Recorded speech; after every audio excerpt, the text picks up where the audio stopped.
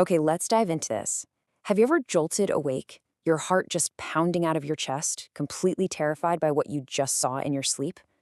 Today, in this explainer, we're exploring one of the absolute most frightening and honestly, universally unsettling nighttime scenarios you could possibly imagine: seeing a murder in a dream.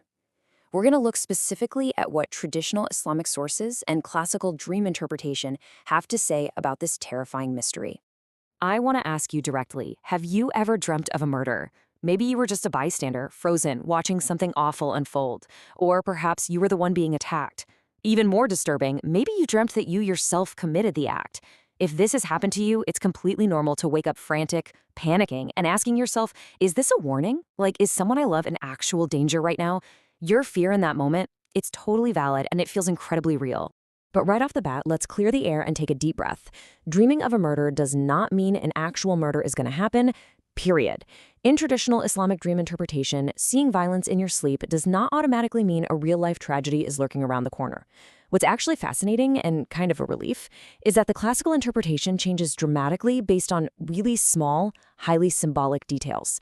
The literal meaning is almost never the actual meaning. Section 1. The Mystery of Murder Dreams.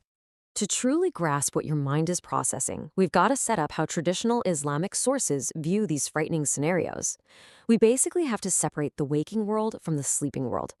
Now, what's really interesting here is the stark contrast it draws. In waking life, the Islamic ruling on murder is absolute, right? It's a grave, literal sin. The Quran heavily emphasizes the strict sanctity of human life. It's severe. It's real. But in classical dream interpretation, acts of violence are heavily symbolic. The strict boundaries of our waking reality just do not map directly onto the fluid, symbolic nature of our dreams. Which brings us to Section 2, Decoding Roles and Symbols.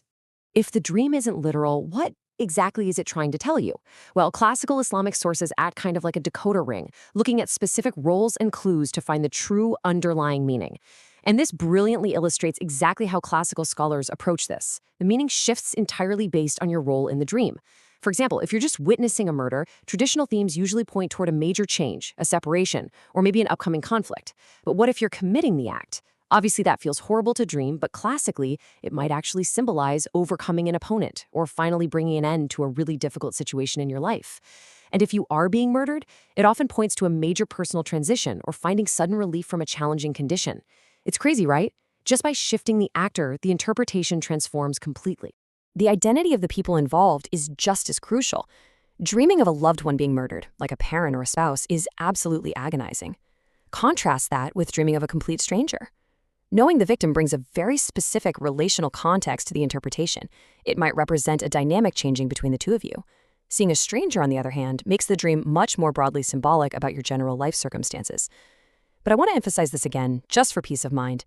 Neither of these scenarios predicts a real-life tragedy for your loved one or for anyone else. So you kind of have to run through a mental checklist of what exactly happened. Think about the identity of the victim, the presence of blood, the specific use of a knife or another weapon. Even your emotional state matters. Were you terrified or were you strangely calm? What if the motives were totally unknown? You can't just plug these items into a modern internet dream dictionary and get a quick answer.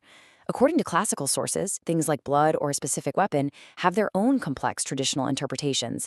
Context is literally everything here. Section 3. Addressing your deepest fears. Having looked at the symbols, we really need to talk about the psychological impact. Because look, even when we logically know a dream is just symbolic, the lingering anxieties can be really heavy to carry around all day. This is the big question that haunts so many people and causes immense guilt. Does dreaming of killing someone mean I'm a bad person? The answer is an emphatic, resounding no. A disturbing dream does not mean you've sinned. It doesn't mean you secretly desire to do these terrible acts in real life. You are simply not accountable for the chaotic, random narratives that play out in your brain while you're asleep. So, the crucial point is, the theological anchor to all of this is actually quite simple. Only Allah knows the unseen. Dreams are not reliable predictions of death. A dream is not divine revelation for ordinary people. It cannot establish a future event, and it certainly does not guarantee that some looming disaster is on the horizon. Section 4. Prophetic Guidance for Dreamers. Knowing that the dream doesn't define you, what's the practical application? Instead of spiraling into a panic, the authentic Sunnah provides us with concrete, actionable spiritual steps on how to properly handle these unsettling experiences the very moment you wake up. Let's walk through this exact procedure. Step 1, seek refuge in Allah from the evil of the dream. Step 2, seek refuge in Allah from shaitan. Step 3 is absolutely vital. Do not spread a frightening dream unnecessarily. Like, don't go broadcasting it to everyone you know. And step 4, do not become obsessed with it. This is a warm, authoritative framework designed to protect your peace of mind and redirect your focus back to where it should be. Section 5. Seeking a personalized interpretation. However, if you've followed those spiritual steps and the dream is still just weighing incredibly heavy on your mind, there is a proper way to seek clarity. If you decide to consult a qualified source, you really must gather specific contextual details first.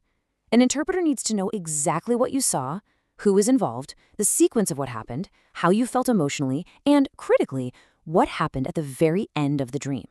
Without these exact pieces of the puzzle, a qualified scholar just cannot properly apply traditional classical analysis to your specific situation.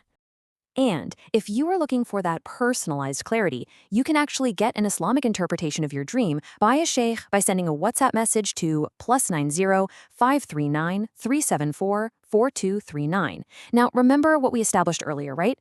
The sheikh does not know the unseen. He can't predict the future or guarantee an outcome for you.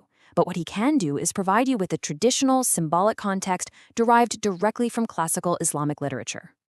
The believer does not put his trust in dreams. The believer puts his trust in Allah. If you witness something absolutely terrifying in your sleep, please don't let that fear control your waking hours. You're grounded, you're safe, and your ultimate trust belongs entirely to Allah, not to a passing nightmare. Which leaves us with one final, really interesting question to ponder. If these terrifying dreams aren't predicting our future, what are they trying to teach us about the unresolved conflicts in our present? Until next time, keep seeking clarity.